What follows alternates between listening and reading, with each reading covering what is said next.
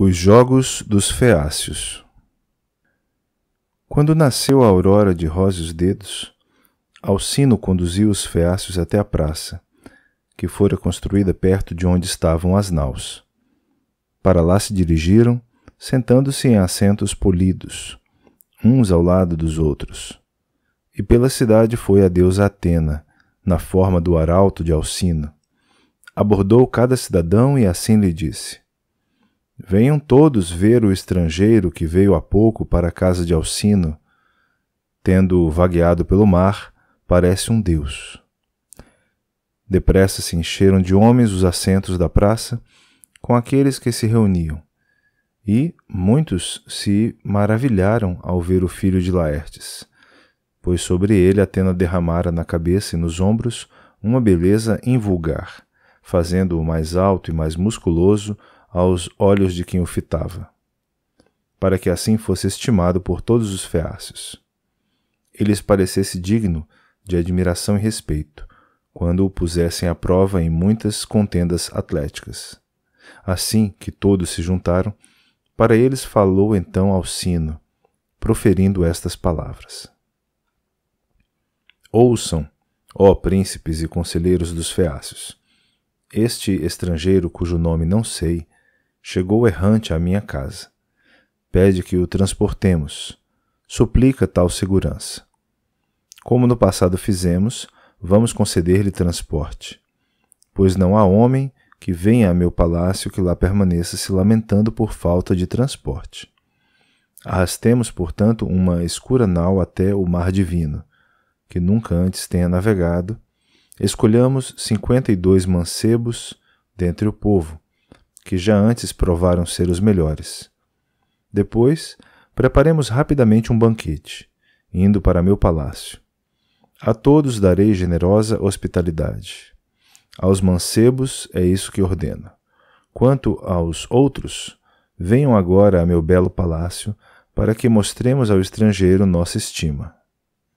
Que ninguém se recuse, e chame ainda o maravilhoso poeta, Demódoco, pois a ele concedeu o Deus o dom de nos deleitar, quando canta o que lhe vai no coração. Assim dizendo, indicou o caminho, e seguiram-no os outros. Por sua vez, o arauto foi buscar o poeta.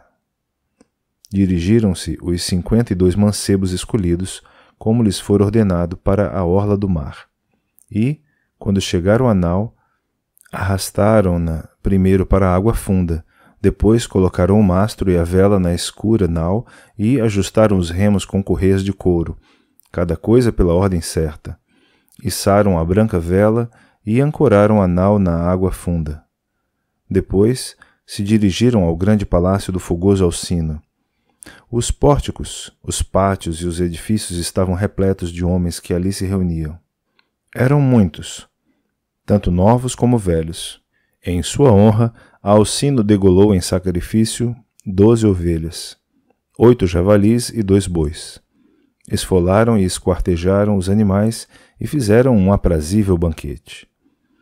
Chegou depois o arauto, trazendo pela mão o exímio poeta, a quem a musa muito amava. Dera-lhe tanto o bem como o mal. Privara-o da vista dos olhos, mas um doce canto lhe concedera. O arauto colocou-lhe um trono com embutidos de prata no meio dos convivas, recostando-o contra uma alta coluna. Num prego, pendurou a lira de límpido som perto da cabeça do poeta. O arauto mostrou-lhe depois como a ela chegaria com as mãos, e junto dele colocou um belo cesto e uma mesa, e também uma taça de vinho, para que bebesse quando desejasse. E todos se lançaram às iguarias que tinham em sua frente. Mas, depois de afastarem o desejo de comida e bebida, a musa inspirou o poeta a cantar as célebres façanhas de heróis. Era um canto cuja fama chegara já ao vasto céu. A contenda entre Ulisses e Aquiles. O tema era como outrora se injuriaram num banquete com palavras violentas, e Agamenon, soberano dos homens, se alegrou no espírito, ao se injuriarem os mais nobres dos gregos. Pois, assim lhe dera Apolo uma indicação oracular na sagrada Delfos. quando transpôs a soleira de pedra para interrogar o deus. E disso rolou o início da desgraça para gregos e troianos, por vontade do grande Zeus. Era isso que cantava o célebre poeta. Mas Ulisses, com suas mãos possantes, pegou a capa de púrpura e com ela cobriu a cabeça, escondendo o belo rosto. Sentia vergonha dos feácios porque das pálpebras lhe corriam lágrimas. Na verdade, cada vez que o poeta fazia uma pausa, Ulisses limpava as lágrimas e tirava a capa da cabeça. E, com a taça de asa dupla, oferecia libações aos deuses. Mas, quando o poeta retomava o canto, Ulisses tapava de novo a cabeça para chorar. De todos os outros, conseguiu ocultar as lágrimas. Só Alcino percebeu e reparou no que sucedia, pois estava sentado perto dele e ouviu-o suspirar. Logo declarou aos feácios: Ouçam, ó príncipes e conselheiros dos feácios. O banquete e a lira já nos saciaram o coração. Agora saiamos para fora para celebrar jogos atléticos, para que o estrangeiro conte depois aos amigos quando chegar em casa como nós somos excelentes no pugilato, na luta, nos saltos e nas corridas.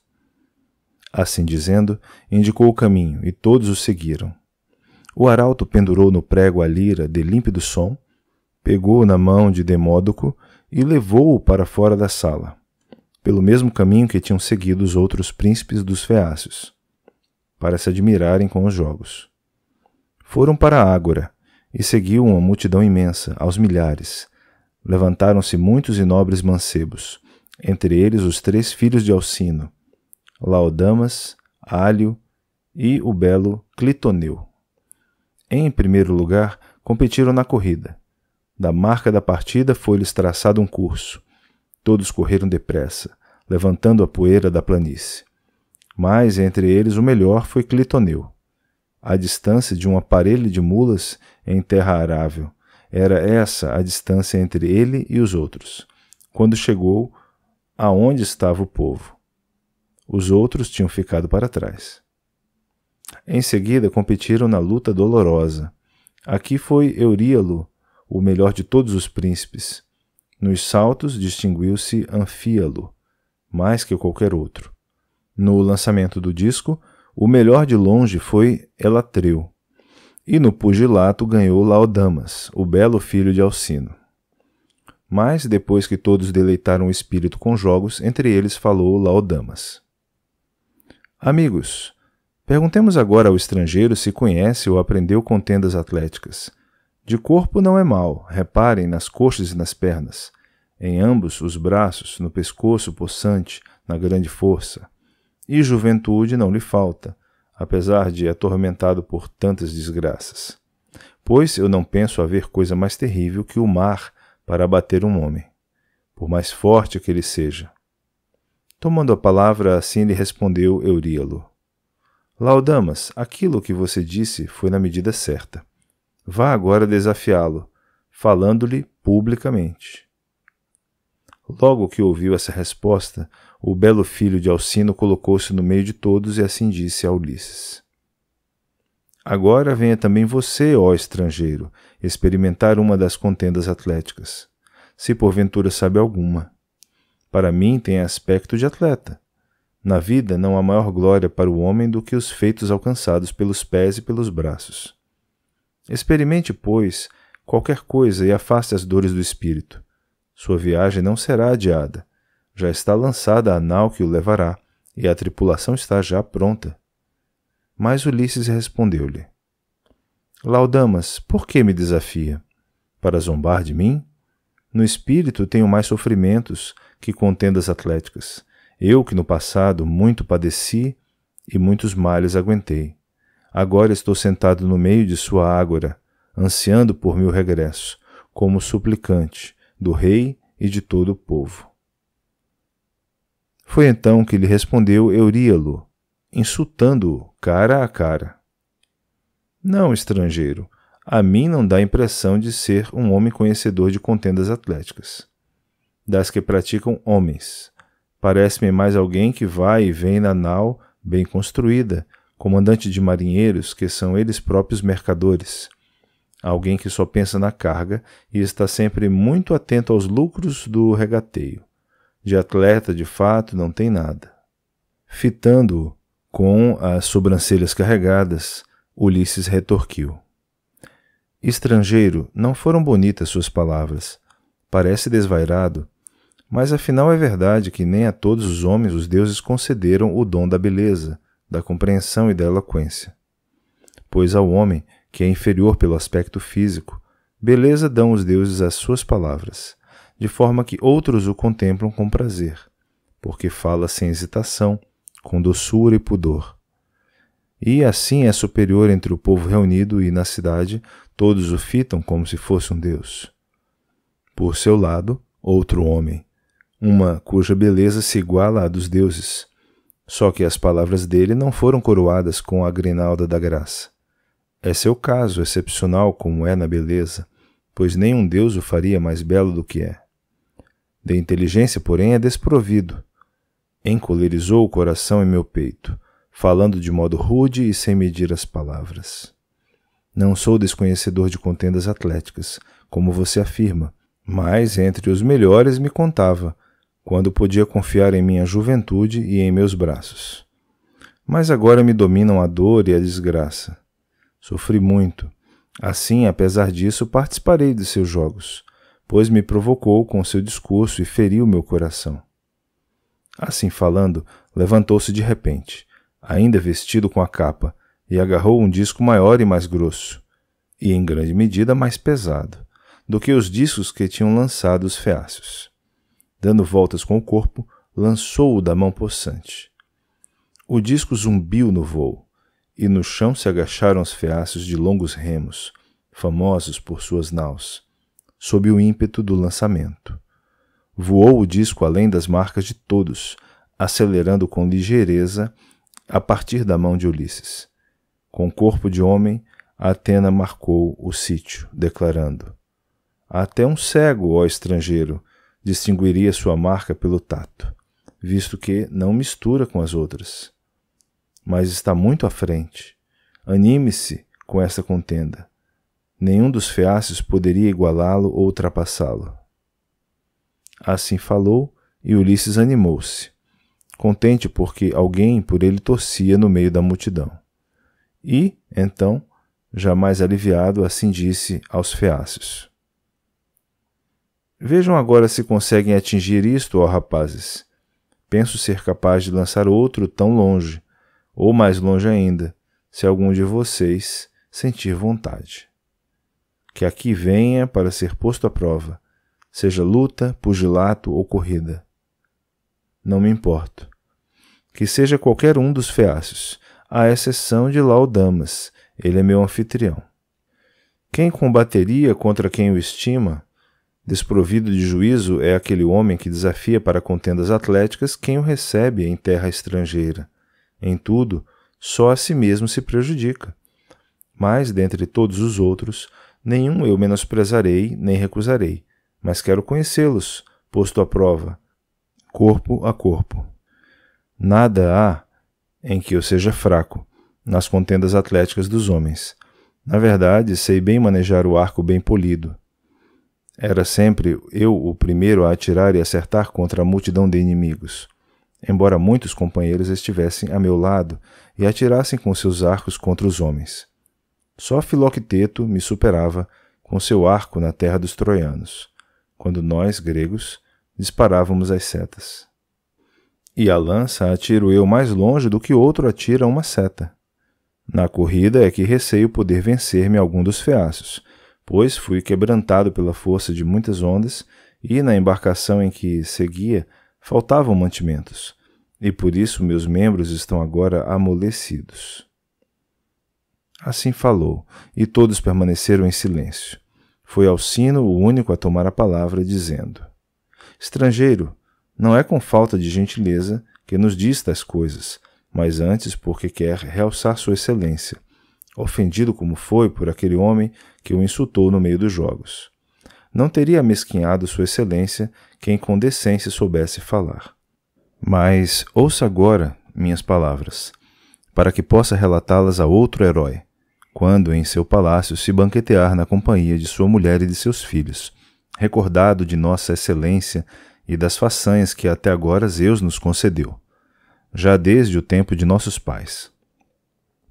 Pois não somos irrepreensíveis no pugilato nem na luta, mas corremos com rapidez e somos exímios marinheiros.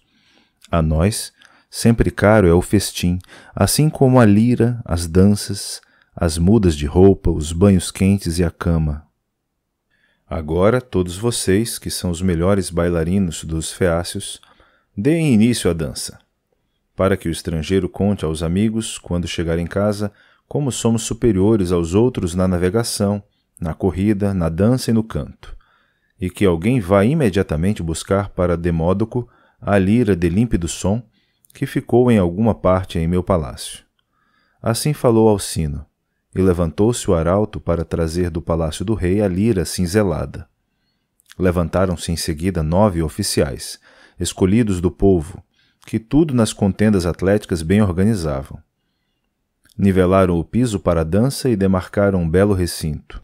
Aproximou-se o arauto, trazendo a lira de límpido som para Demódoco, que se colocou no meio, e ao seu redor se posicionaram rapazes na floração da juventude, exímios bailarinos, que o solo sagrado percutiram com os pés. Maravilhou-se Ulisses, fascinado com os passos faiscantes dos pés. Foi então que, dedilhando sua lira, Demódoco começou o belo canto dos amores de Ares e Afrodite, da linda coroa. Cantou como primeiro fizeram amor em casa de Hefesto, as ocultas, e muitos presentes lhe deu Ares, desonrando o leito nupcial do soberano Hefesto. Porém, a este veio dar a notícia o Sol, que os vira na cama deitados na união de seu amor. Quando Hefesto ouviu a notícia que lhe feriu o coração, foi para sua forja, remoendo no espírito fundos pensamentos. Sobre um suporte colocou uma grande bigorna e forjou correntes impossíveis de quebrar ou deslaçar, para que ficassem bem firmes. Depois que forjou essa armadilha, encolerizado contra Ares, foi para o quarto onde estava o leito que lhe era tão caro. Deixou pender em círculo as correntes da cabeceira da cama e muitas correntes suspendeu das vigas do teto, finas como teias de aranha. Ninguém iria percebê-las, nem mesmo algum dos deuses bem-aventurados, tão enganosas elas eram. Depois de colocar toda a armadilha ao redor da cama, fingiu que ia para Lêmenos, que de todas as terras era de longe sua preferida. E Ares, assim que viu partir Hefesto, foi logo para a casa dele, desejoso de se entregar ao amor de Afrodite. Ela acabara de regressar de junto de Zeus, seu pai, e acabara de se sentar. Ares entrou pela casa adentro, pegou-lhe na mão e assim lhe disse, tratando-a pelo nome: "Vamos para a cama, Afrodite, meu amor, para gozarmos nosso prazer. Hefesto não está entre os deuses, mas foi para fora, decerto para Lêmenos." Assim falou, e grata lhe pareceu a ideia de se deitar com ele. Foram para a cama e aí se deitaram. Por cima deles caíram as correntes bem executadas do pensativo Hefesto. Não conseguiam mexer os membros nem levantar-se, e logo reconheceram que dali não havia fuga. Aproximou-se deles então o deus Hefesto, tendo voltado para trás, antes de chegar a Lêmenos, pois o sol mantivera vigília e lhe dera o aviso. Dirigiu-se para sua casa de coração entristecido, e postou-se junto dos portões, dominado pela ira feroz. Lançou gritos horripilantes, berrando a todos os deuses: "Zeus Pai, e todos vós, deuses bem-aventurados, venham aqui ver como Afrodite me desonra por eu ser coxo, dando seu amor a Ares, porque é belo e bem feito de corpo, ao passo que nasci estrupiado. Quem me dera nunca ter nascido. Mas verão onde aqueles dois se deitaram em amor, em minha cama, enquanto eu fico olhando, desesperado. Mas não penso que eles queiram ficar deitados mais tempo. Por mais que se amem, rapidamente perderão o desejo de estar deitados. E, em vez disso, as correntes os manterão amarrados, até que o pai me devolva tudo, todos os presentes nupciais que ofereci por causa dela." Assim falou. Reuniram-se os deuses na casa com o chão de bronze, chegaram Poseidon, deus do mar, e Hermes, o mensageiro dos deuses, e chegou o deus Apolo. As deusas ficaram por pudor, cada uma em sua casa. Mas junto dos portões estavam os deuses, dadores de boas coisas, e um riso interminável brotou da parte dos deuses bem-aventurados, ao verem o artifício que Hefesto concebera. Entre eles um assim dizia, olhando de soslaio para outro. Hefesto, apesar de coxo, conseguiu apanhar Ares, o mais rápido de todos os deuses. Essas coisas falavam uns para os outros. Para Hermes disse então o soberano Apolo, filho de Zeus. Hermes, filho de Zeus, será que, apesar das fortes correntes, gostaria de dormir naquele leito ao lado de Afrodite? Respondeu-lhe Hermes, quem me dera que isso acontecesse, mesmo que fossem 3 vezes mais correntes ilimitadas. Mesmo assim gostaria de dormir com Afrodite. Assim falou, e o riso brotou entre os deuses imortais. Mas Poseidon não riu. Suplicava constantemente a Hefesto para que soltasse Ares, e dirigiu-lhe estas palavras. Solte-o, e eu prometo que ele pagará como pretende toda a recompensa que parecer boa aos deuses imortais. Mas Hefesto respondeu, Poseidon, não me mande fazer isso. Como eu constrangeria você na presença dos deuses imortais, se Ares partisse, evitando a dívida? Poseidon disse então, Hefesto, mesmo que Ares evite a dívida, fugindo para longe, eu lhe farei o pagamento em vez dele. E Hefesto respondeu, não me ficaria bem recusar-me a fazer como disse. Dizendo isso, Hefesto soltou as correntes. Assim que se viram libertos das correntes, tão fortes eram, de imediato se levantaram ambos. Ares foi para a Trácia, e para Chipre se dirigiu Afrodite, deusa dos sorrisos. Foi para Pafos, onde tem seu templo e seu perfumado altar. Aí as graças a banharam e a ungiram com azeite imortal, o azeite que faz resplandecer os deuses que são para sempre, e vestiram-na com belas vestes, maravilha de ver. Assim cantou o poeta, e Ulisses deleitou-se em seu espírito enquanto ouvia. Deleitaram-se também os feácios. Foi então que Alcino ordenou a Álio e Laodamas que dançassem só os dois, pois com eles ninguém competia. Logo em seguida, tomaram nas mãos uma bola formosa de cor roxa. Um deles atirava a bola em direção às nuvens, inclinando-se para trás. O outro dava um grande salto e facilmente a apanhava antes que seus pés tocassem a terra. Depois que se saciaram de atirar a bola em linha vertical, começaram os dois a dançar, passando sempre a bola de um para o outro. Os rapazes, no recinto, batiam palmas, e tremendo foi o alarido que se levantou. Ulisses disse então a Alcino, Alcino, poderoso, de serem seus bailarinos os melhores de todos, você se vangloriou. Cumprem-se suas palavras. Estou absolutamente espantado. Assim falou, e Alcino alegrou-se. Imediatamente falou para os feácios. Ouçam, ó príncipes e conselheiros dos feácios. O estrangeiro parece-me um homem de grande sensatez. Ofereçamos-lhe um presente de hospitalidade apropriado. Nesta terra são em número de 12 os reis principais que reinam e dão ordens. Eu mesmo sou o 13º, que cada um dos 12 traga uma capa bem lavada e uma túnica, e que traga um talento de ouro. Reunamos aqui depressa essas coisas, para que nas mãos o estrangeiro possa levá-las, contente, quando for jantar. E que Euríalo profira palavras em sinal de desagravo e ofereça um dom. O que disse antes não foi na medida certa. Assim falou, e todos louvaram e secundaram suas palavras. Cada um mandou um escudeiro ir buscar as oferendas. Em seguida, Euríalo tomou a palavra assim dizendo, Alcino, darei ao estrangeiro um sinal de desagravo, como manda. Eu lhe darei esta espada, toda de bronze, com punho de prata. A bainha que a envolve é de marfim recém-cortado. Será para ele uma oferenda de grande valor. Assim dizendo, pôs nas mãos de Ulisses a espada de prata e, falando, dirigiu-lhe estas palavras. Salve, ó estrangeiro! Se foi proferida alguma palavra terrível, que agora a levem os ventos de tempestade, e que os deuses lhe concedam rever sua mulher e regressar para sua terra. pois há muito que sofre dores, longe da família. E Ulisses respondeu-lhe deste modo: Também o saúdo, amigo, que os deuses lhe deem aventura, e que no futuro nunca lhe venha a saudade desta espada que você me dá em sinal de desagravo pelo que disse. Assim falou, e dos ombros pendurou a espada de prata. O sol pôs-se. Vieram trazer-lhe os gloriosos presentes que os escudeiros levaram para o palácio de Alcino.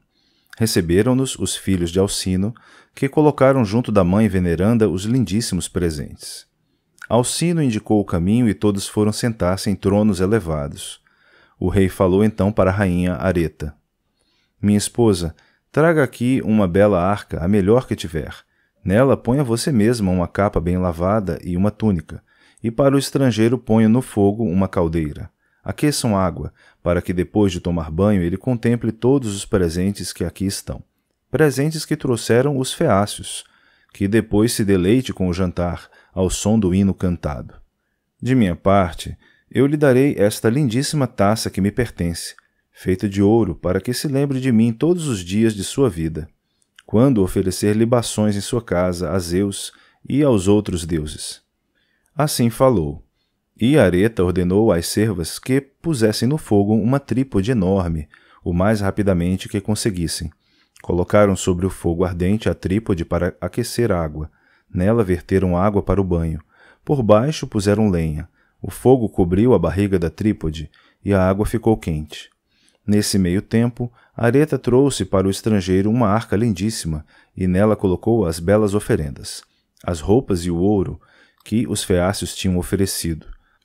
Lá dentro, ela mesma pôs uma capa e uma bela túnica, e falando dirigiu-lhe estas palavras: Amarre depressa uma corda para que ninguém o prejudique no caminho, quando voltar para sua pátria. Assim que Ulisses ouviu essas palavras, logo ajustou a tampa e rapidamente fez um nó complicado. Era um nó que outrora lhe ensinara Circe. Logo em seguida veio a governanta dizer-lhe para se lavar na banheira.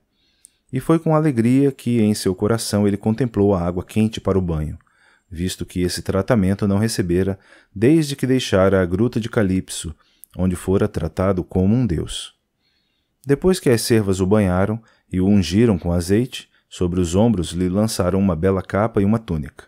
Saiu do banho e foi se juntar aos homens, que bebiam seu vinho. Náusica, bela como uma deusa, encostou-se a uma coluna perto da ombreira da sala. Olhou maravilhada para Ulisses, mirando-o com os olhos. E falando dirigiu-lhe estas palavras: De você me despeço, ó estrangeiro. Quando chegar à sua terra pátria, lembre-se de mim, deve-me em primeiro lugar o preço de sua vida. E Ulisses respondeu-lhe: Náusica, filha do magnânimo Alcino, que Zeus me permita voltar à minha casa para que veja o dia de meu regresso. A você rezarei então como a uma deusa todos os dias de minha vida, pois a você devo o fato de estar vivo. Assim dizendo, foi sentar-se num trono junto do rei Alcino. Estavam já servindo as porções de carne e misturando o vinho. Chegou um escudeiro, trazendo pela mão o excelente poeta, Demódoco, honrado pelo povo. Sentou-o no meio dos convivas, recostando-o contra uma alta coluna. Então ao escudeiro falou o astucioso Ulisses, cortando uma fatia da carcaça de um javali entremeada de gordura. Escudeiro, leve esta fatia de carne e entregue-a a Demódoco para ele comer. Quero mostrar-lhe meu apreço, pois entre todos os homens na terra os poetas merecem honra e reverência. Assim falou, e o escudeiro pegou a carne e a pôs nas mãos de Demódoco, que a recebeu com alegria no espírito. Lançaram-se as iguarias que tinham em sua frente. Mas, depois que afastaram o desejo de comida e bebida, a Demódoco disse então o astucioso Ulisses: Demódoco, a você louvo eu mais do que a qualquer outro homem.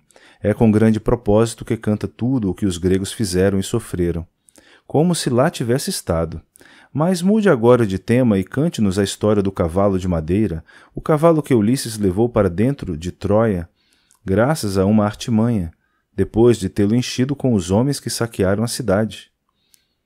Se essas coisas me contar na medida certa, direi a todos os homens que o Deus lhe concedeu a dádiva do canto inspirado. Assim falou, e o poeta incitado começou a preludiar o Deus, continuando depois com seu canto. tomou como ponto de partida o momento em que os gregos tinham embarcado nas naus e iniciado a navegação, depois de terem queimado as tendas, para os troianos pensarem que eles voltavam para a Grécia.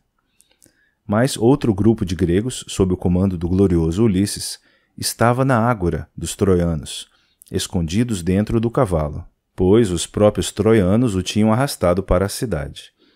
E ali estava o cavalo, enquanto os cidadãos se sentavam em volta, discutindo de modo palavroso e confuso.